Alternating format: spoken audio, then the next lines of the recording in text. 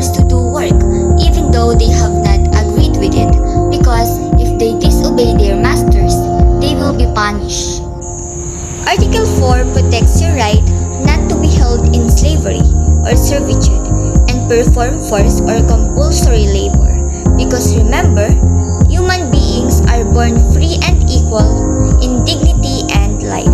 So we have different kinds or types of slavery.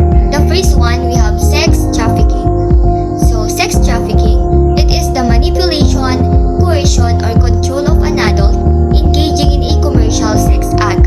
Any physical or psychological manipulation or force used to retain the individual is illegal and considered as trafficking. So sex trafficking, it is also known as human trafficking. And this image shows that a person is forced to labor like sex, and that is against her will.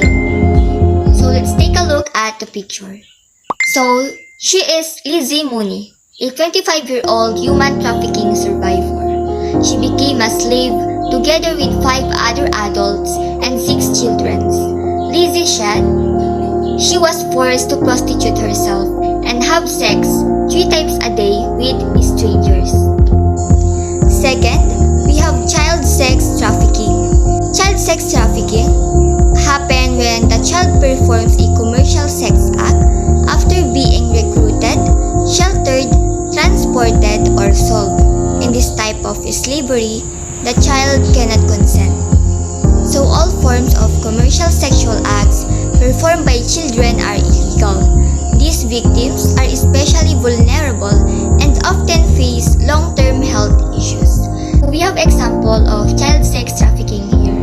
So this girl was named Tonya. When Tonya was 13, she met Eddie. Tonya was living with this guy because she thought she loved Eddie. But this guy used her to earn money by commanding Tonya to have a sex with different men at the age of 13. So the third one, we have forced labor. Forced labor, it is any work or service which people are forced to do against their will because they are under threat or punishment.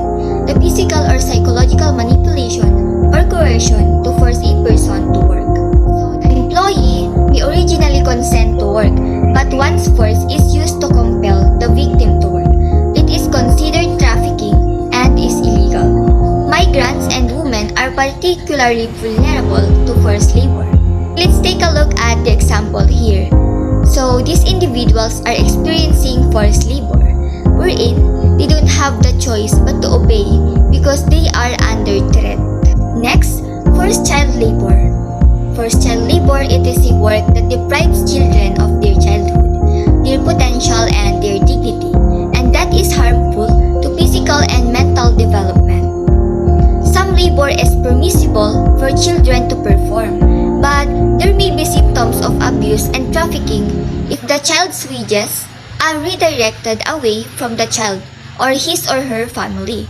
We have example here. She is Shrey. Shrey is a 13-year-old girl who packs 4,000 heavy bricks onto a truck every single day for her family. Her small body is forced to work beyond its capacity. She is surrounded by dust, dirt, ash, and smoke from the brick factory. So that's the 5 common types of slavery. Hope you learn and thank you!